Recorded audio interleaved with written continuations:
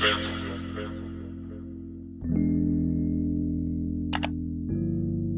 back to Chud's Kitchen, where we get down in the kitchen, and today your girl is back with another recipe.